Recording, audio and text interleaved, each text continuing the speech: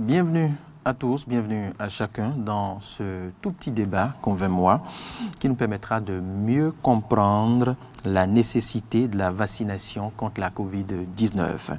Je l'ai dit à l'entame de ce numéro de Matin d'Éden, l'exercice sera fait ce jour avec le docteur Rodrigue Kou. Il est médecin coordonnateur de la zone sanitaire à Bomey-Calavi, Soava. Avec lui, nous tenterons de comprendre davantage ce qu'on n'entend pas, variant, les mobiles possibles qui expliquent la résurgence des cas de COVID-19 au Bénin et les comportements, les réflexes à adopter par les concitoyens pour éviter de se retrouver à l'ADA, au centre de traitement des cas de COVID. Le génie béninois, j'en parlais il y a quelques minutes, et l'efficacité des mesures gouvernementales dans le cadre de la riposte contre la COVID-19 nous ont évité le pire aux premières heures de la pandémie, que dis-je, de la crise sanitaire mondiale. Mais le relâchement des mesures barrières, les préjugés et autres caprices du béninois nous mettent désormais devant le fait accompli. Et le Bénin subit la nouvelle vague de la COVID-19. Avec le docteur Rodrigue Kou, nous comprendrons davantage la nécessité à se faire vacciner. Docteur, bienvenue et merci de votre disponibilité à nous éclairer davantage. C'est moi qui vous remercie, monsieur le journaliste. Alors, docteur, qu'entend-on par variant? Merci beaucoup, monsieur le journaliste. Vous savez, au départ, on avait un virus. Et les virus ont cette capacité à changer de façon permanente le matériel génétique. Donc, vous avez au départ un virus, quelque temps après, du fait des dispositions que nous prenons, du fait de la résilience de l'organisme, change de méthode d'action, change sa capacité, se modifie ou se renforce et donc contourne les barrières, pour parler terre à terre, que l'être humain peut prendre pour pouvoir le vaincre. Et donc c'est une forme de changement. Donc ça crée un être vivant nouveau qui est différent de l'être vivant qui était à la base de la maladie. C'est tout simplement ce que nous appelons par variant. Et dans le cadre de la pandémie de la COVID-19, il y a eu beaucoup de variants. Au départ, le virus originel était moins virulent, moins dangereux, mais c'est les formes actuelles que nous avons ont développé une capacité de virulence et de dangerosité plus élevée que la forme primaire. Nous avons le variant le plus redouté actuellement, qui est le variant Delta, qui circule partout dans le monde, y compris le Bénin.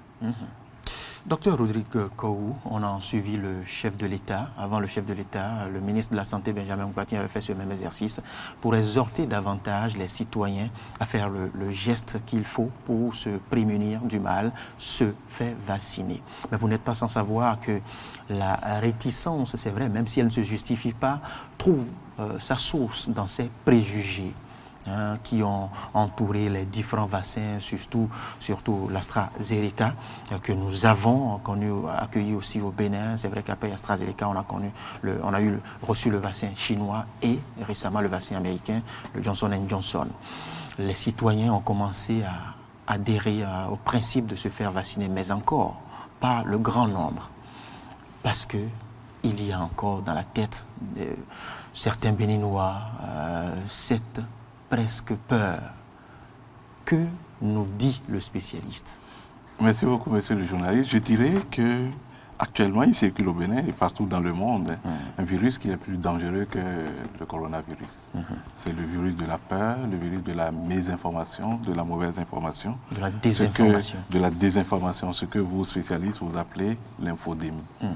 Et si nous ne combattons pas ce virus, c'est ce virus qui va nous emporter, malheureusement. Donc il nous faut d'abord combattre ce virus. Il nous faut combattre férocement ce virus.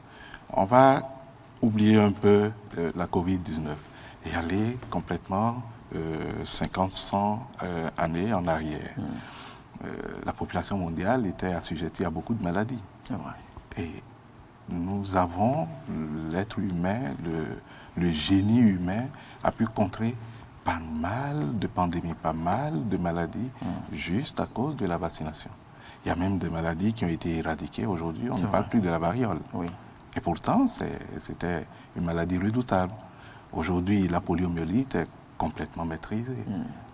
Et pourtant, c'est une maladie virale. Et donc, si nous sommes arrivés à maîtriser ces différentes maladies, c'est grâce à la vaccination. Vous prenez les années 50, la rougeole tuait beaucoup plus d'enfants. Aujourd'hui, très peu d'enfants meurent aujourd'hui du fait de la rougeole parce qu'il y a un vaccin qui est disponible, qui est efficace, qui est accessible et que dans les programmes de vaccination systématiquement... Une pathologie qui intriguait même les parents au point où l'évocation même de simples noms était interdite. Et on cherchait des contournements linguistiques pour pouvoir... Pour contourner, parce que c'était interdit. C'était interdit. Mais aujourd'hui, ça fait plus peur parce que maîtriser. Il y a la vaccination qui est intégrée dans le programme de routine au niveau des enfants et que chaque enfant qui naît au Bénin ou dans le monde a la chance d'être vacciné contre ce virus et donc ça lui garantit la survie. C'est la même chose pour la COVID-19. Au départ, il n'y avait pas le vaccin parce que c'est une maladie nouvelle, un virus de type nouveau, parce que c'est pour ça qu'on l'appelle d'ailleurs le nouveau coronavirus, parce qu'il y avait d'autres versions qui existaient et qui causaient d'autres maladies. Et donc, le monde n'était pas préparé, particulièrement le monde scientifique n'était pas préparé à faire face à ce virus, à cette maladie. Mais le génie humain, les avancées technologiques ont permis à ce que, en un temps record, on puisse mettre sur le marché mondial des vaccins qui ont prouvé leur efficacité et qui ont prouvé leur innocuité. Parce qu'on n'insiste pas suffisamment dessus. Tout le monde a peur aujourd'hui de se faire vacciner parce qu'il y a des informations selon lesquelles, si vous vous faites vacciner, vous allez mourir dans 2 ans. Si vous vous faites vacciner, vous n'allez plus procréer. Si vous vous faites vacciner, vous allez avoir telle maladie. Et ça fait que les gens sont réticents. Mais c'est pas du tout vrai. Il suffit de laisser même ce que les scientifiques disent et observer. Au début de cette pandémie, en Europe, aux États-Unis, c'était macabre. Ah oui. Les gens mouraient. Très macabre. Les gens mouraient. En Italie, en Espagne. Il n'y avait même plus de l'espace pour conserver les corps ou pour enterrer les corps. Les gouvernants avaient plus de difficultés à gérer les corps qu'à gérer les êtres vivants. Mais aujourd'hui, dans ces pays, on constate que ceux qui meurent, ceux qui continuent de mourir, c'est ceux qui n'ont pas eu accès à la vaccination, ceux qui ont refusé, malheureusement, de se faire vacciner. Et donc, si le citoyen lambda observe et prend un peu de recul, un peu de courage à dire, mais qu'est-ce que je peux retenir de ce qui arrive dans le monde? Au départ, qu'est-ce qu'on avait? Et maintenant, avec l'avènement de la vaccination, qu'est-ce que nous avons? La conclusion est vite tirée, il faut aller se La faire vaccination vacciner. permet de maîtriser le taux. Ça me fait rire quand j'entends parler de les gens vont mourir ou bien vous allez mourir si vous vous faites vacciner. C'est vrai, il n'y a aucun produit qui soit dénué d'effets secondaires. Même l'eau que nous buvons est dangereuse. C'est la même eau qui nous tue par noyade. Bien sûr. Si vous avez un certain nombre de maladies, on va vous dire de faire une restriction hydrique parce que en boire trop va devenir dangereux pour votre organisme. Le paracétamol, c'est le médicament le plus avalé dans le monde. On n'a même plus le contrôle de la prescription parce que même au bord de la voie, on peut acheter le paracétamol. Et pourtant, c'est toxique, c'est dangereux pour le foie. Mais l'individu, en voulant prendre le paracétamol, parce que, et même par fantaisie, ne se pose pas la question de savoir, mais est-ce que ce produit que je prends est nuisible pour ma santé? Et donc, chaque médicament a ses avantages et ses inconvénients. Et donc, pour éviter les inconvénients, il faut respecter les prescriptions. Le vaccin aujourd'hui, comme tout vaccin, et là, je veux appeler à la conscience collective, et particulièrement de nos mères d'enfants. Lorsqu'on vaccine les enfants pour la rougeole, pour la polio, contre la tuberculose et consorts, on leur donne le paracétamol parce qu'on est sûr que l'enfant, dans les 2-3 jours, va faire la fièvre, va être irrité, va pleurer, et ainsi de suite. C'est la même chose. Et donc, les vaccins que nous avons actuellement peuvent, chez certaines personnes, causer un certain nombre de troubles. Mais les avantages liés à ces vaccins sont largement supérieurs aux risques que nous courons. Mais quels sont ces risques? Vous prenez le Johnson & Johnson, ça va vous donner peut-être la fièvre. Parce qu'on a constaté avec ce vaccin, pour ceux qui sont en train de se faire vacciner par Johnson & Johnson, on fait très peu d'effets secondaires par rapport aux autres types de vaccins, par exemple. Vous allez avoir un peu de fièvre, un peu de courbature, un peu d'asthénie, un peu de fatigue le premier, voire le deuxième jour, puis après, tout rentre dans l'ordre. C'est pareil pour AstraZeneca, c'est pareil pour le Sinovac, et c'est pareil pour les autres types de vaccins qui sont en train d'être... Les gens mettent le focus sur les effets indésirables. Et un effet indésirable, c'est un effet non souhaité et qui est d'emblée dangereux pour l'organisme. Et on est dans la prévention, dans la probabilité que cela se produise.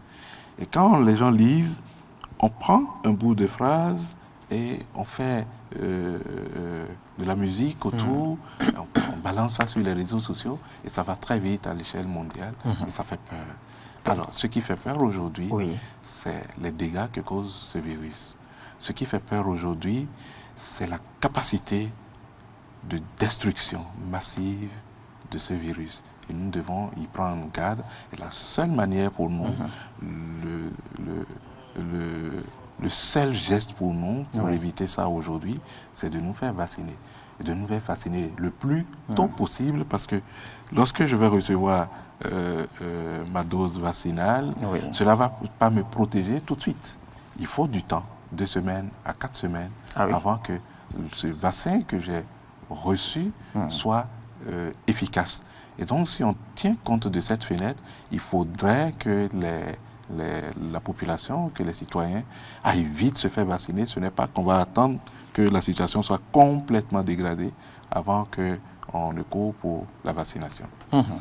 Docteur Rodrigue Korou, merci d'avoir dissipé peut-être dissipé sensiblement, j'allais même dire, le doute au niveau de la nécessité ou de l'opportunité des vaccins. Mais maintenant, vous savez que nous disposons encore de 2 vaccins. L'AstraZeneca, le stock est expiré. Nous avons encore le Sinovac et nous avons encore le Johnson & Johnson. Que recommandez-vous? Que dites-vous en tant que spécialiste? Si je me retrouve dans un centre de vaccination et où il y a les 2 vaccins, que nous recommandez-vous? D'abord, je voudrais vous rassurer que le gouvernement du président Patrice Talon a pris toutes les dispositions pour que d'ici à là, nous ayons toutes les formes de vaccins au Bénin. Toutes les formes. L'AstraZeneca, c'est vrai, c'est en rupture, mais c'est commandé et on attend d'ici quelques jours de recevoir ce vaccin. Donc, que les gens n'aient pas peur de dire, bon, est-ce que d'ici à là, on sera en rupture de vaccin? Non, les dispositions sont prises. Alors, les avantages sont différentiels. Tous les vaccins sont efficaces. D'accord. Vous avez des vaccins qui sont à dose unique. Par exemple, le Johnson & Johnson, on vous injecte une seule fois et puis c'est fini. Les autres types de vaccins, il vous faut 2 doses. Et c'est d'ailleurs ce qui fait que beaucoup de citoyens aujourd'hui se ruent sur le vaccin Johnson & Johnson parce qu'on reçoit une seule dose et puis c'est fini. On a l'espérance d'être. Il n'y a plus de risque d'oubli du rendez-vous, du second rendez-vous, de la deuxième dose. Nous, agents de santé, on est contents parce que ça diminue la charge de travail. Et c'est tout. En dehors de cet avantage, l'efficacité est presque... Les vaccins se valent en quelque sorte. Est presque la même pour tous les types de vaccins. Si vous prenez les agents de santé, ils vont vous conseiller suivant votre antécédent, vos antécédents. Si par exemple, j'ai eu à faire des maladies qui contre-indiquent que je fasse l'AstraZeneca, ils vont me proposer un autre type de vaccin et ainsi de suite. C'est pour ça que quand les gens viennent, on ne se jette pas sur eux pour les vacciner, on leur pose d'abord des questions pour comprendre un peu quels sont leurs antécédents personnels et après on leur expose les types de vaccins, leurs avantages. Voilà, c'est très important. Maintenant, le citoyen a le libre choix de dire je veux tel ou tel vaccin en connaissance de cause. Et si un patient se retrouvait dans le centre de vaccination, je ne sais pas, sous traitement de telle ou telle pathologie, je ne sais pas, il est sous traitement du paludisme qu'il a enclenché une semaine, et il désire quand même bénéficier de la dose avant qu'on ne parle de rupture de telle ou telle dose de vaccin. Que faire dans ce cas? Les maladies courantes ne contre-indiquent pas la vaccination. D'accord. La seule maladie pour laquelle on est mesuré à faire la vaccination, c'est la Covid-19. Et donc, quelqu'un qui est en train de faire sa maladie, on attend qu'il finisse la maladie et on observe une fenêtre d'environ 2-3 mois avant de lui inoculer une dose à titre de rappel vaccinal. Parce que celui qui a déjà fait la maladie naturelle a une certaine immunité qu'il est nécessaire d'entretenir. Et donc, ceux-là qui ont fait la maladie ont besoin de recevoir une dose complémentaire de vaccin, juste une dose. Mais pour les personnes qui sont actuellement en train de faire la Covid, on va leur demander, on va les suivre, les traiter et leur demander d'attendre 2-3 mois avant de leur faire une dose. Sinon, tout le reste, j'ai le paludisme, j'ai la toux, j'ai le diabète, j'ai l'hypertension artérielle. C'est même plus indiqué pour moi de courir pour aller faire le vaccin contre la Covid-19. Oui, et le patient désireux de, enfin, le citoyen, j'allais dire, désireux de se faire vacciner, qui ne présente pas de symptômes du tout, pas de symptômes de la Covid-19, que je suppose que vous n'avez pas daigné tester avant de passer à la vaccination. Que dire dans ce cas? Très bien. Vous soulevez un phénomène où on reçoit beaucoup de citoyens dans les centres de santé qui disent bon, je veux faire la vaccination, mais je veux être testé d'abord. Nous n'avons pas dans notre stratégie retenu cette méthode. Parce que, si vous n'avez pas de symptômes, on présume que vous n'avez pas la maladie ou que vous avez passé le cap de la maladie. Ça, c'est la première présomption. Le deuxième élément qui gêne, vous voyez, sur le marché international, les intrants sont très prisés. Et parfois, les gouvernants font des commandes et 5, 6 voire 8 mois après, ne se font pas livrer. Parce qu'il y a les grandes puissances qui mobilisent qui s'arrogent la grosse part. La grosse part, il y a une certaine, il y a un manque d'équité sur le marché international par rapport aux intrants, à l'accès aux intrants Covid. Et c'est d'ailleurs pour ça qu'il faut féliciter et remercier le leadership du gouvernement béninois, le président et le ministre de la Santé, parce que très tôt, ils ont anticipé sur un certain nombre de choses qui ont sauvé le pays de l'hécatombe annoncée. Et donc, si un citoyen va dans un centre de santé et n'a pas de symptômes, il n'est pas nécessaire qu'on le teste pour gaspiller le peu d'intrants qui doit être réservé pour s'occuper des personnes qui sont... Mais il y a là quand même une mince part de risque, parce que le citoyen, a priori bien portant, peut être porteur. Il n'y a aucun risque à partir du moment où même la personne qui a fait la maladie, on lui fait encore le vaccin pour rappeler, à titre de rappel immunitaire. D'accord? Donc, si je porte le virus et qu'on m'inocule le vaccin, ça va renforcer mon organisme dans la production des anticorps. Et donc, il n'y a pas de risque pour vous qui avez un statut non connu, et c'est d'ailleurs la plupart des citoyens. Moi-même, en voulant me faire vacciner, je ne suis pas allé me tester parce que c'est inutile. D'accord. Je pensais qu'il y avait un risque lié. Vous savez, c'est la lecture du profane que je faisais.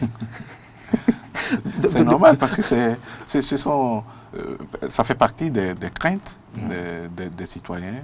Et si ce n'est que ça, je peux leur garantir qu'il n'y a aucun risque. Bien au contraire, ça permet à l'organisme de fabriquer les anticorps pour lutter contre le virus. Et c'est pour ça, si vous observez, les citoyens qui aujourd'hui sont en train de faire la COVID-19, c'est pour la plupart les personnes qui n'ont pas fait la vaccination ou qui ont attrapé le virus dans la première ou la deuxième semaine après la vaccination. Ça veut dire qu'ils n'ont pas encore été suffisamment protégés contre le virus. Parce que, comme je le disais tout à l'heure, il y a une fenêtre.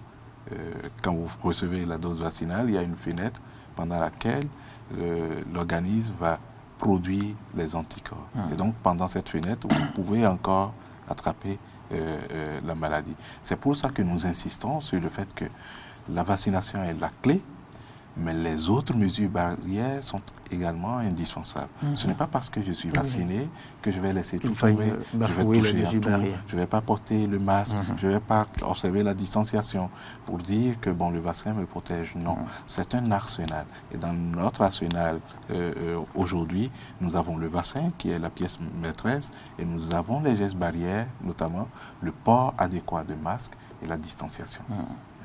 Mais qu'est-ce qui justifie l'unicité ou la pluralité des doses?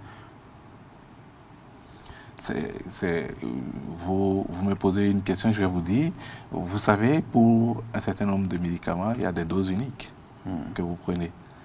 Et pour d'autres, il y a des doses multiples. C'est lié aux constituants et à le type de vaccin. Nous avons en général quatre types de vaccins.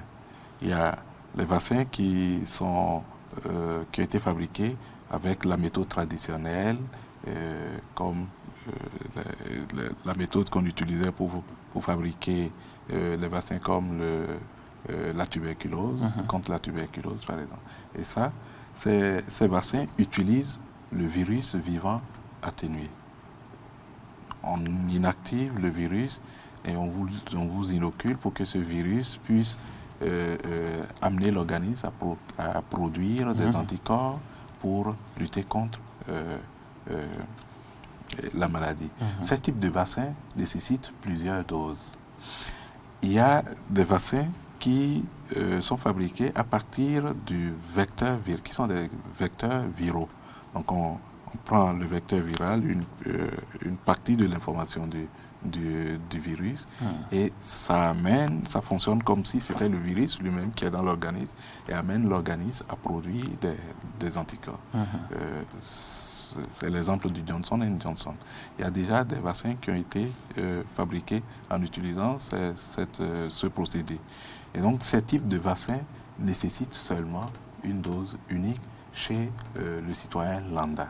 On peut avoir des situations où l'individu, du fait des pathologies, des tares, des maladies graves qu'il porte, il peut arriver qu'on lui inocule plus de doses que l'individu lambda.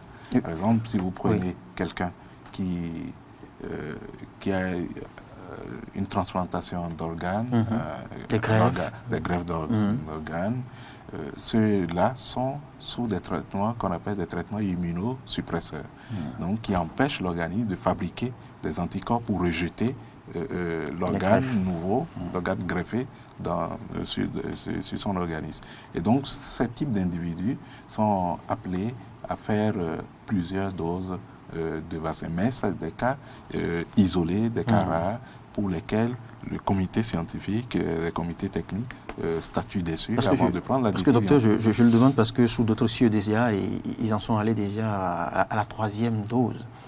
Comme en France, où c'est autorisé pour un certain âge, les personnes âgées. Pourquoi n'en est-on pas arrivé, comme vous l'avez évoqué tout à l'heure, pour les vieilles maladies, à un vaccin à dose unique, à vie en quelque sorte? Il n'y a pas de vaccin à dose unique à vie, sauf quelques exceptions. Si vous prenez la rougeole, par exemple, les enfants sont vaccinés. À la naissance, il y a quelques vaccins, non, je crois. Oui, et les enfants sont vaccinés à la rougeole à partir de 9 mois. Ils reçoivent une dose. Parfois, dans d'autres pays, on leur fait un rappel vaccinal à 15 ou 18 mois. Et puis, sous nos cieux, nous organisons souvent des campagnes complémentaires de vaccination. Et pendant ces campagnes complémentaires, on leur fait des rappels. Ça, c'est l'exemple de la rougeole. Vous prenez la poliomyélite également. Ils reçoivent plusieurs doses, déjà dès la naissance jusqu'à 3 mois et demi. Puis après, lors des campagnes vaccinales, on leur inocule encore le vaccin. Donc, le principe des vaccins est que, de façon périodique, on puisse inoculer des doses complémentaires pour rappeler à l'organisme, attention, ne dors pas, réveille-toi. Parce que le système antigène-anticorps fonctionne comme ça. Nous avons deux types de mémoire. Il y a la mémoire humorale, la mémoire cellulaire. On ne va pas entrer dans ces détails et qui appelle à ce que, pour le type de maladie qu'on a, on puisse préconiser plusieurs doses ou suivant le type de vaccin qu'on a, qu'on puisse préconiser plusieurs doses. Docteur Rodrigue Koou, merci pour ces bons moments d'explication avec vous. Nous avons compris qu'il n'y a point de doute, il n'y a pas de risque à affluer vers les centres de vaccination et que le seul geste qui sauve maintenant, c'est de se faire vacciner. Vous avez réussi à dissiper en nous ces préjugés de décès 2 mois ou 2 ans plus tard et autres. On a compris maintenant qu'il faille se vacciner. Et vous avez aussi précisé que les vaccins, l'efficacité des vaccins, en quelque sorte, d'un vaccin n'est pas à comparer à l'autre parce que tous les vaccins, selon vos explications, se valent. Donc, dans un centre de vaccination où on se retrouve peut-être face à 2 types de vaccins, eh bien, on peut faire le choix selon, ses antécédents médicaux, tenir compte des antécédents, si on a souffert de telle ou telle pathologie, on l'explique aux médecins ou aux agents de santé qui sont sur place et c'est à l'issue de cette explication que je crois les médecins vont nous dire, voilà, compte tenu de toi, ton organisme et tout. Mais est-ce qu'il ne faille pas être, je ne sais pas, mieux portant avant de prendre ces vaccins? Mieux portant, c'est-à-dire bien portant, je dis, parce que... La situation est très grave et les semaines à venir seront encore plus douloureuses. Je m'explique. Oui? Je m'explique. Le Johnson & Johnson, c'est recommandé d'accompagner je sais pas, de paracétamol à dose, je crois, sur quelques jours. Tous les vaccins. D'accord. Je parle de ceux dont j'ai connaissance. D'accord. Donc tous les vaccins, d'accord. Tous les vaccins. Alors, quand je le dis, c'est parce que j'ai eu le retour d'un auditeur, par exemple, qui a partagé avec moi qu'il a, c'est vrai, subi la migraine sur les heures qui ont suivi quelques jours après le Johnson & Johnson, mais plus tard, 2 jours après, que c'est passé. C'est vrai que cela a suscité un début de peur, cela a renforcé quelque peu la peur au niveau de cet auditeur. C'est lié à l'idiosyncrasie de chaque individu. Et c'est à croire peut-être que c'est le Johnson & Johnson seul qui provoque cet effet et que, alors s'il avait choisi peut-être le Sinovac, eh bien, qu'il ne vivrait pas, qu'il ne subirait pas. Nous avons des équipes techniques qui recensent ce que nous appelons les MAPI, les manifestations adverses post-injection vaccinale. Et pour tous les vaccins, nous avons eu des effets. Que ce soit la fièvre, la petite fièvre, la fatigue, machin. Mais ça dépend de l'histoire de chaque individu. Si vous prenez moi mon histoire, quand j'ai fait le Johnson & Johnson, je n'ai pas fait de la fièvre. Je n'ai pas eu de maux de tête. Mais les 24 premières heures, j'étais très fatigué. Mon épouse a fait le même vaccin. Elle n'a rien eu. Elle n'a même pas eu un petit mal de tête. Même pas un coup de fatigue. Même pas un coup de fatigue. D'accord. J'ai d'autres parents, d'autres amis que j'ai convaincus pour aller faire sur la centaine qui me sont revenus par rapport à leur histoire vaccinale. Il y a eu à peine 2-3 qui ont eu une fièvre 37,5, 38 avec le paracétamol le premier jour et puis à partir du deuxième jour, tout est rentré dans l'autre. Et c'est ça qui nous rassure d'ailleurs pour dire le vaccin, c'est un corps étranger que on a introduit mais face à dans votre l'affluence, organisme. vous savez que les l'organisme Béninois ont doit commencé à adhérer, réagir. pour finir, docteur Rodrigo, vous savez que les Béninois ont commencé à adhérer à la vaccination et qu'il y a une forte affluence. Pas encore suffisamment. Mais ça a commencé. Nous, c'est vrai on vous accompagne sur le terrain et on constate que ça a commencé et cela ira de mieux en mieux. C'est vrai, nous souhaitons encore plus. Mais est-ce que les médecins et les agents de santé sur place ont le réflexe de demander les antécédents avant de procéder à la vaccination? Bien sûr. Vous voyez, quand vous allez dans un poste de vaccination, il y a une fiche de consentement que vous remplissez. Sur cette fiche de consentement, il y a beaucoup d'informations que je me suis gardé d'aborder les polémiques relatives à cette fiche de consentement parce que voilà, c'est pas le moment pour attiser encore la polémique. Parlons, on va... Et c'est tant mieux. Oui. Donc je parlais de ces fiches, vous allez voir que on recueille les maladies habituelles dont souffre la personne sur cette fiche. Et c'est ça, ces informations que nous collationnons, que l'agent de santé traite immédiatement, vous dit attention, si il y a telle et telle maladie, qu'est-ce que je peux lui conseiller? Dans tous les cas, quand vous allez dans un poste de vaccination, on vous expose le type de vaccin qu'il y a et il revient au libre choix de l'intéressé après être suffisamment informé de faire son choix. Et quand il fait son choix, nous l'accompagnons dans ce choix et on lui fait le vaccin qu'il a choisi. Et par rapport au consentement, justement, je pense que quand nous allons dans telle ou telle pharmacie et que nous achetons tous les médicaments prescrits par l'ordonnance et qu'une fois à la maison, nous constatons tel ou tel bobo par la suite, eh bien, nous n'intentons pas de procès ni à la pharmacie, ni à la clinique. Donc je pense que dans ce sens aussi, on devrait aussi comprendre quelle est la disposition prise par l'État, en quelque sorte, pour éviter que la polémique s'enfle davantage à travers cette fiche de consentement. Docteur Rodrigo, merci infiniment pour votre disponibilité. J'espère qu'on pourra faire ce même exercice à la radio un après-midi à 17h sur l'autre école afin d'accompagner et d'éclairer davantage les citoyens qui doutent encore de la nécessité ou de l'opportunité des vaccins. C'est maintenant plus que jamais, il faille le faire et le docteur l'a dit, pour le 3e vaccin qui est en rupture, le gouvernement a pris des dispositions pour recevoir encore des stocks les toutes prochaines semaines ou mois. Les tout prochains jours. Les tout prochains jours, merci pour la précision. Et nous disposerons d'une gamme variée de vaccins afin de satisfaire toute la population, puisque le chef de l'État l'a dit, on a besoin de toutes les filles et de tous les fils debout de ce pays et non dans leur tombe. De la tombe dans la lit d'hôpitaux, on ne construit pas. On ne pourra pas construire ce pays. Merci et très bonne journée, bonne suite de semaine à vous. C'est moi qui vous remercie.